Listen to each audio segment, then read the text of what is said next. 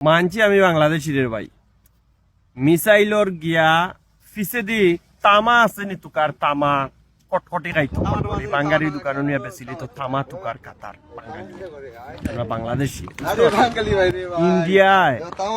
এই ভিডিও যদি দেখেন আনি বাংলাদেশের লগে যুদ্ধ করা তো দূরের কথা সাইটে দিওয়াইতো না কবি তারা যদি মিসাইল মারি মিসাইল ইটা তারা লুবি লাইব নাহলে আটকাইয়া নিয়ে বাঙ্গারি দোকানে মিসাইল গুণ বেশি লাইব আর বাংলাদেশের মাটি তো মিসাইল ফালাইতেই দিত না তারা এর আগেই ঘুরে আটকাইয়া কিলা খান বাঙ্গারি দোকানে বেচা যায় ও ব্যবস্থা করবো তোমরা দেখ রায়নি ব্যবস্থা মানে মিসাইলের ভিতরে গিয়ে তামা তুকায় আর অলরেডি মিসাইলের ভিতরে দিকে ক্যামেরারে এমন ভাবে এটার ফুন্দে দিয়ে হারাইয়া বুঝছো নি ভিতর উত্তর দেখের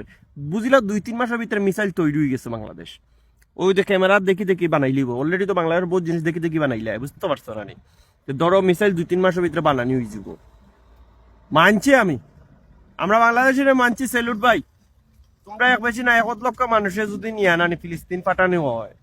ফিলিস্তিন বেশি লাগতো না 1-2 মাসে স্বাধীন করে ফেলাই দিবা এটা মিসাইল তোমরা বাঙ্গারির টাল বানাইবা এখন এগুন বাংলাদেশ নিয়ে বেসনো বাঙ্গারির দোকানে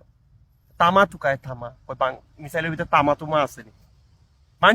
মানছি আমি ঠিক আছে স্যালুট বাংলাদেশি ভাই স্যালুট আর দল বান্ধে গিয়া তারা নানি মিসাইল ফোর্সে নাকি তো হয়েছে দল বান্ধে এমন ভাবে যায় যখন মিসাইলটা আটকাইতো তারা মিসাইলটা আটকাইয়া করে বান্ধিয়া লইয়াই তো লাখান অবস্থা এক কথা সোজা কথা ভাই ইন্ডিয়ায়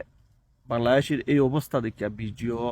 এবং মিসাইলের ভিতরে থামা তুকানি দেখিয়া বাংলাদেশের লোকে যুদ্ধ করার তারা জীবনও আইতো না